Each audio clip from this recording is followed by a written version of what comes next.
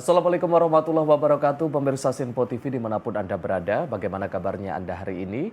Semoga selalu sehat dan insya Allah senantiasa dalam lindungan Allah Subhanahu wa Ta'ala. Alhamdulillahirabbil alamin, puji syukur kehadirat Allah karena di pagi hari ini saya Arif Rifai bisa kembali menemani Anda dalam program Islam Penuh Cinta, penyejuk hati, penyegar iman. Salawat beserta salam semoga tetap tercurah limpahkan kepada junjungan kita Nabi wa Rasulana Muhammad Sallallahu Alaihi Wasallam yang kita nantikan syafaatnya dan semoga kita termasuk ke dalam umatnya yang senantiasa istiqomah dalam menjalankan sunnah-sunnahnya. Pemirsa Sinpo TV dimanapun Anda berada, seperti biasa pagi hari ini saya sudah bersama dengan Bapak Ustadz Ahmad Haris Riswanto. Assalamualaikum Pak Ustadz. Waalaikumsalam warahmatullahi wabarakatuh. Sehat ya Pak Ustadz ya? Alhamdulillah sehat afiat. Mas Arif bagaimana? Aman? Alhamdulillah aman. Sehat Pak Ustadz. Baik Pak Ustadz, hari ini kita akan membahas terkait dengan Rasulullah Tauladan Cinta. Kita akan bahas dalam Islam Penuh Cinta, penyejuk hati, penyegar iman. Pemirsa, ketika berbicara tentang Rasulullah Shallallahu Alaihi Wasallam, kita tidak hanya berbicara tentang seorang pemimpin umat, tetapi juga sosok yang menunjukkan kasih sayang kepada keluarga, sahabat, anak-anak, bahkan kepada orang yang berbeda dan memusuhinya. Di tengah kehidupan yang semakin mudah diwarnai konflik dan juga kebencian, keteladanan Rasulullah tentang cinta terasa semakin relevan. Bagaimana kita menghadirkannya dalam kehidupan hari ini? Hari ini tentunya kita akan membahasnya dalam tema Rasulullah Teladan Cinta yang akan langsung dijelaskan oleh Bapak Ustadz Ahmad Haris Riswanto. Kami persilahkan Pak Ustadz. Assalamualaikum warahmatullahi wabarakatuh. Waalaikumsalam warahmatullahi wabarakatuh. Alhamdulillahi wahdah. Wassalatu wassalamu ala rasulillah. Sayyidina wa maulana Muhammad ibn Abdillah. Wa ala alihi wa ashabihi wa man tabi'ahu bi ihsanin ila yaumil qiyamah amma ba'da. Saudaraku pemirsa Sinpo TV dimanapun Anda berada, Mas Arif, semoga semua kita diberikan kekuatan zahir dan batin untuk menjalani tugas dan kewajiban kita sebagai hamba-hamba Allah di muka bumi ini. Saudaraku yang dirahmati Allah, pembahasan kita pada kesempatan yang berbahagia ini adalah Rasulullah Tauladan Cinta. Dalam diri pribadi Rasulullah memang terdapat uswah yang terbaik. Ini yang disampaikan dalam Al-Quran, surah Al-Ahzab ayat 21. Laqad kana lakum fi rasulillahi uswatun hasanah. Sungguh ada untuk kalian dalam pribadi Rasulullah sallallahu alaihi wasallam. Uswatun hasanah, contoh yang terbaik.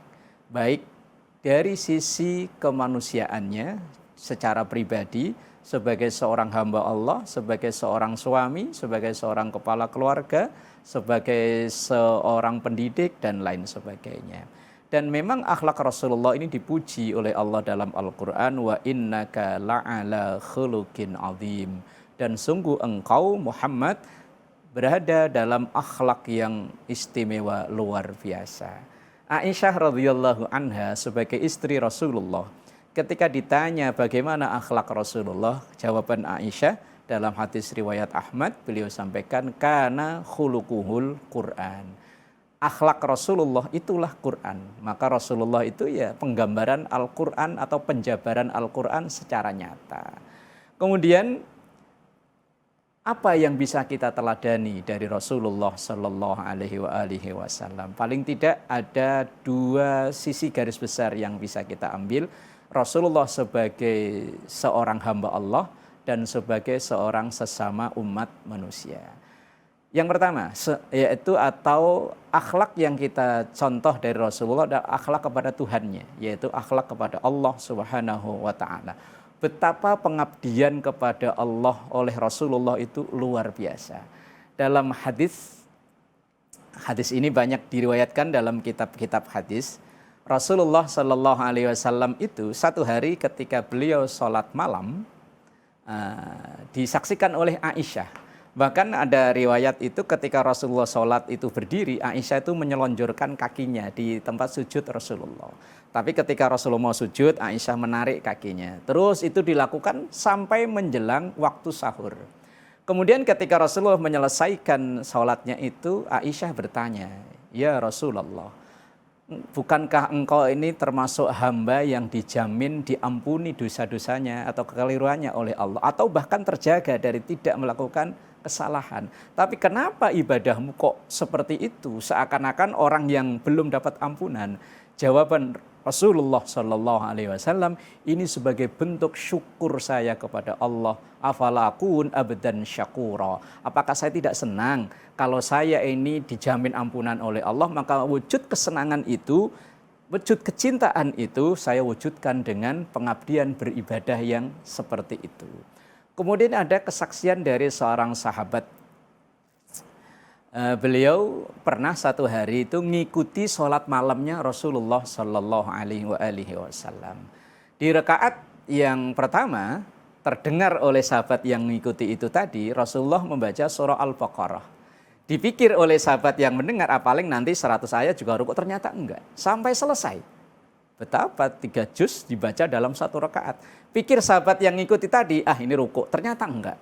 Masih lanjut ke 2 surat berikutnya, yaitu Al-Imran dan An-Nisa. 3 surat terpanjang dibaca dalam 1 rakaat. Maka terlihat oleh sahabat itu sampai betis Rasulullah itu seperti membengkak karena saking lamanya berdiri. Ini bentuk kecintaan Rasulullah kepada Tuhannya dengan bersyukurnya kepada Allah sampai ibadahnya seperti itu. Tidak peduli dengan kondisi fisiknya yang tadi sampai membengkak berdiri saking begitu lamanya.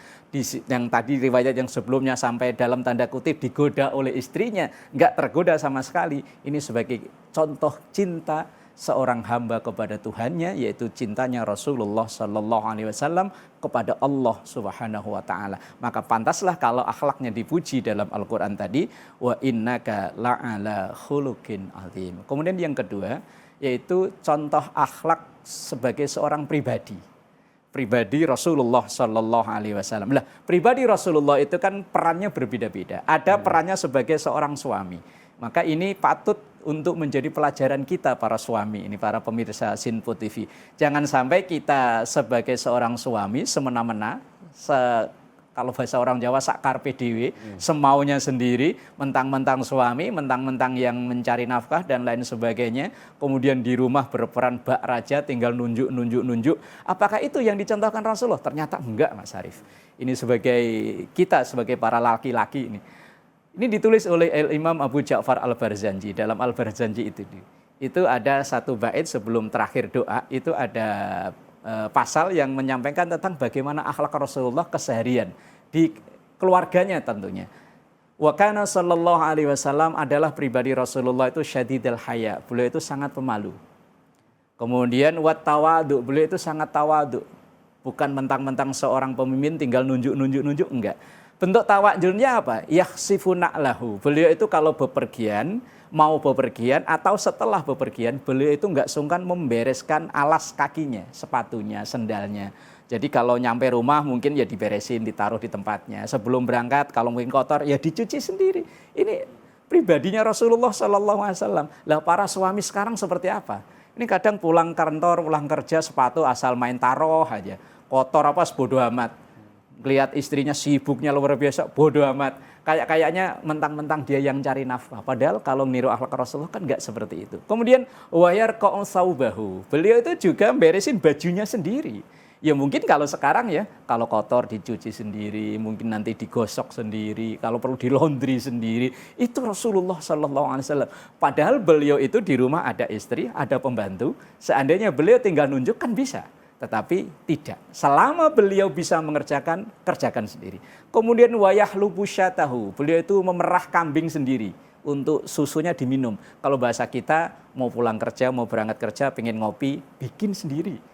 Itu bentuk kesenangan Rasulullah tidak merepotkan keluarganya. Kemudian intinya Imam Abu Ja'far Barzanji, Rasulullah sebagai seorang kepala keluarga itu wa yasiru fi khidmati ahlihi bisiratin sariyah. Beliau itu selalu membantu pekerjaan rumah selama beliau bisa mengerjakannya. Selama beliau bisa mengerjakan apapun namanya pekerjaan rumah, mungkin kalau bahasa sekarang ya, mungkin ya bantu ngepel, bantu beres-beres rumah. Dan ini yang jarang dilakukan oleh para suami saat ini.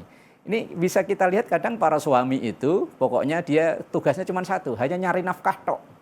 Seakan-akan dari A sampai Z pekerjaan rumah itu kewajiban istri. Seakan-akan begitu, padahal kan tidak.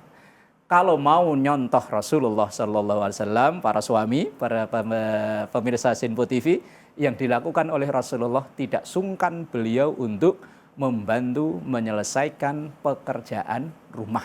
Ini bentuk cinta, tauladan cinta kita pada Rasulullah, betapa cintanya beliau itu kepada keluarganya, kepada istrinya. Beliau itu nggak sungkan memuji pada istri. Ketika bertemu dengan Aisyah radhiyallahu anha, beliau sering dengan memanggil ya Humaira, wahai wanita yang kulitnya putih kemerahan. Atau nggak sungkan melontarkan pujian. Dan Rasulullah itu dalam banyak hadis nggak sungkan minum dalam satu gelas. Satu gelas diminum barengan. Mungkin kalau kayak lagu zaman dulu sepiring berdua.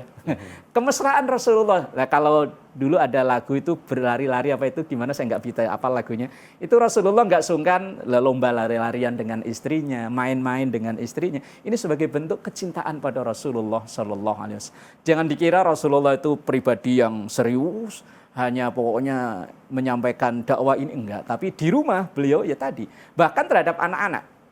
Ada riwayat dalam kitab Arba'in Nawawi, ya, hadis yang cukup terkenal, yang dipelajari di hampir sekolah-sekolah agama di Indonesia.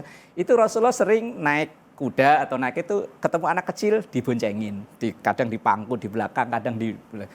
Ini betapa Rasulullah Sallallahu Alaihi Wasallam menunjukkan pribadi cintanya kepada keluarga, kepada siapapun yang ada di sekitarnya, luar biasa. Sebagai tauladan kita yang seakan-akan sekarang kecintaan kepada keluarga hanya seakan-akannya hanya memberi nafkah, hanya ngajak jalan dan lain sebagainya, tapi tidak. Dari hal-hal yang terkecil yang dicontohkan Rasulullah, membantu urusan rumah tangga, ini termasuk contoh bagi kita dalam cinta terhadap keluarga kita. Insya Allah nanti bisa dilanjut kembali kecintaan Rasulullah kepada sahabat, kepada umat, pada alam raya sekitarnya, dan lain sebagainya. Insya Allah di segmen berikutnya. Wallahu a'lam bishawab. Baik, nanti kita akan lanjutkan lagi pembahasan tentang tema kita hari ini. Pak Wirsa jangan kemana-mana, usai jeda kita akan kembali lagi. Tetaplah bersama kami di Islam Penuh Cinta, penyejuk hati, penyegar iman.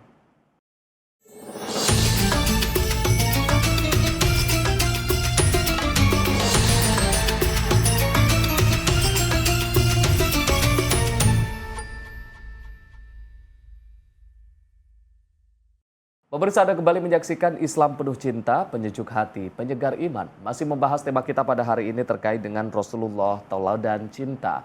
Tadi Pak Ustadz sudah menjelaskan bagaimana Rasulullah SAW, kecintaan Rasulullah terhadap Tuhannya, terhadap keluarganya, bahkan terhadap anak-anak. Tapi ini masih ada bagaimana teladan cinta yang diajarkan Rasulullah SAW terhadap sahabat dan juga umatnya. Kami persilakan Pak Ustadz. Baik.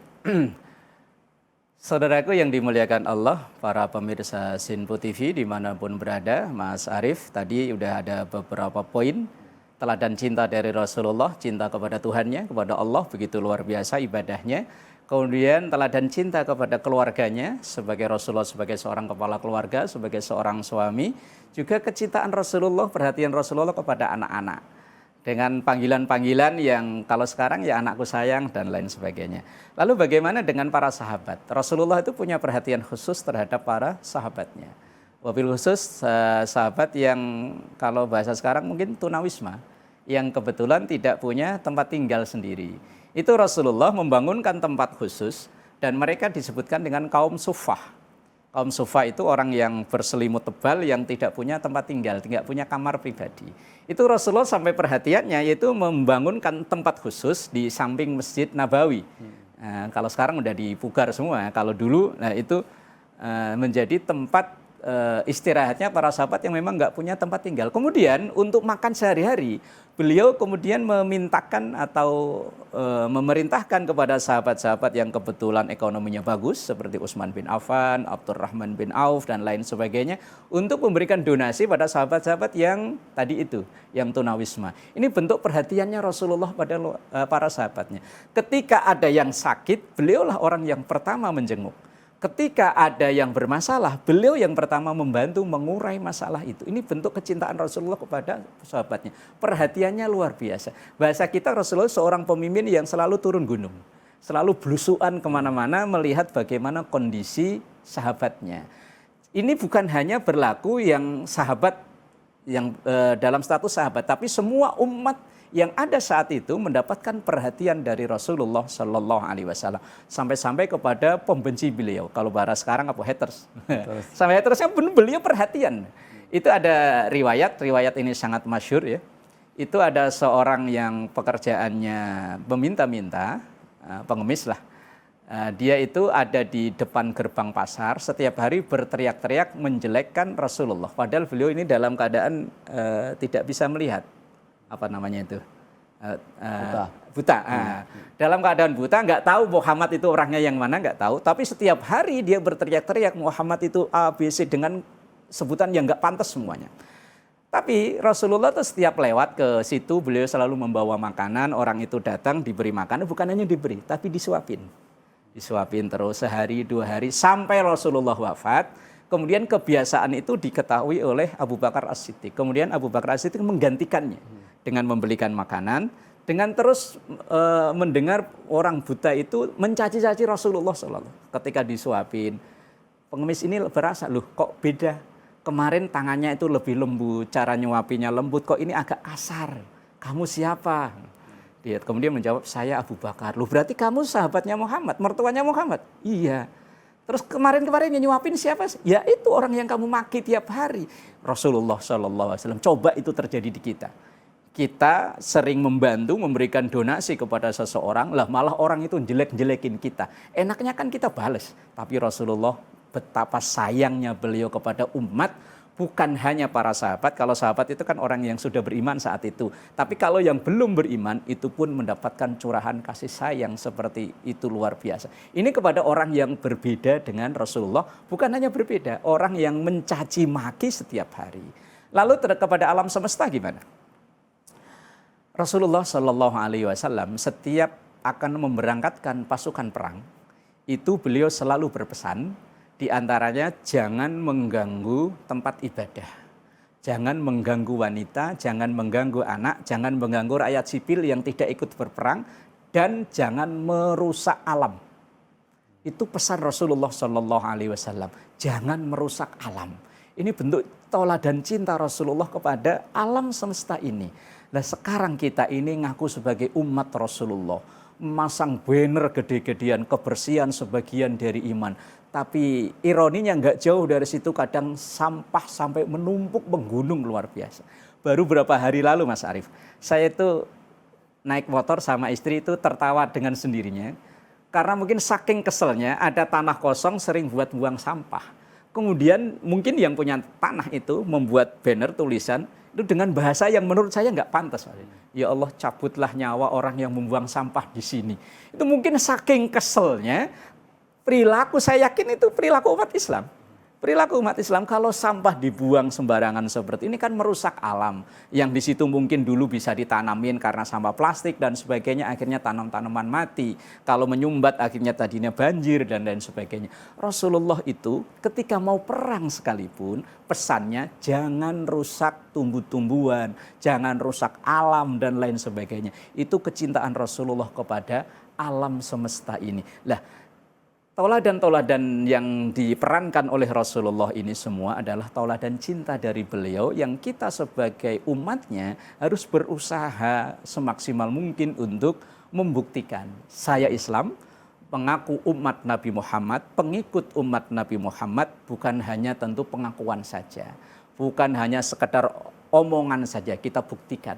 Dari hal-hal yang terkecil tadi, jangan membuang sampah sembarangan. Ini yang masih berat terus disampaikan. Kadang kita malu terhadap umat lain dari bangsa lain yang begitu rapih, begitu perhatian tentang kebersihan. Bahkan mereka terkadang ketika habis membungkus makanan nggak sungkan untuk ngantongin. Lah kadang kita buang sembarangan aja, kadang di fasilitas umum, padahal di situ ada tempat sampah organik, non organik.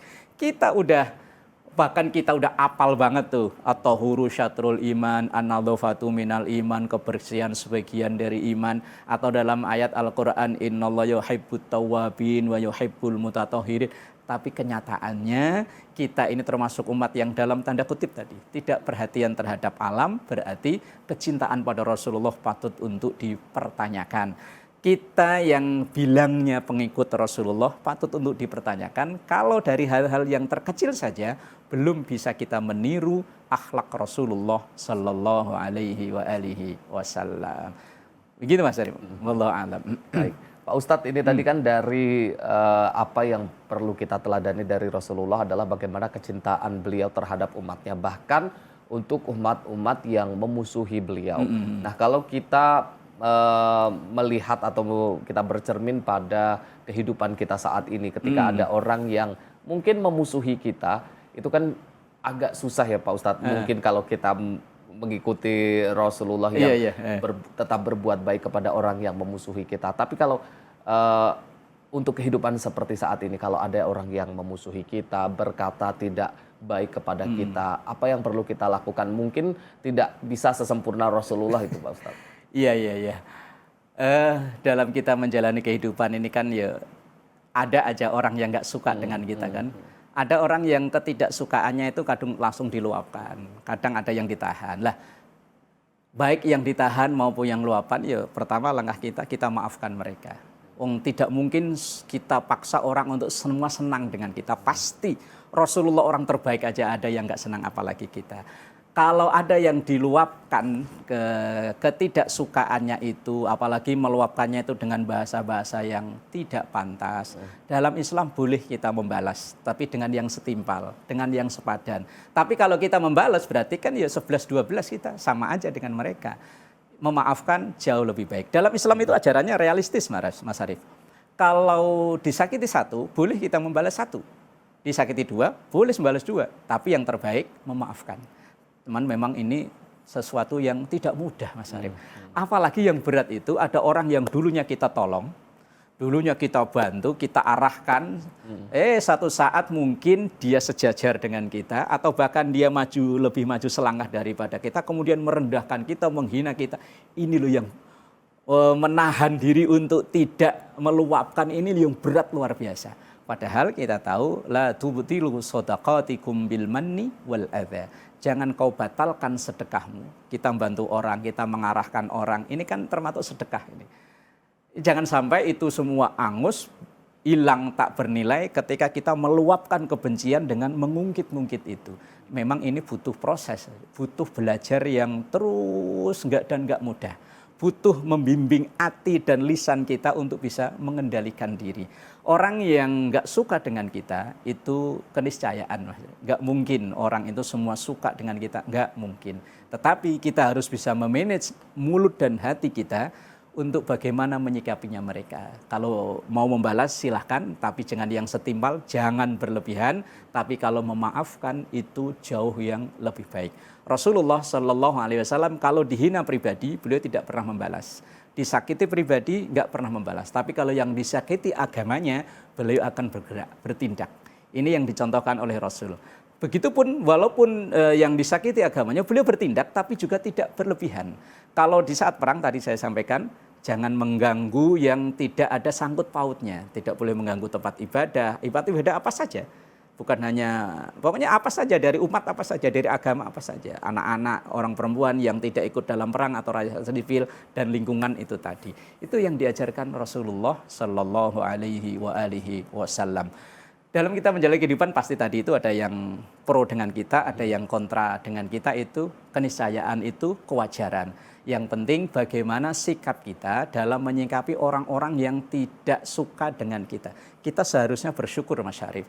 Kalau kita direndahkan berarti kita lagi berada di posisi tinggi.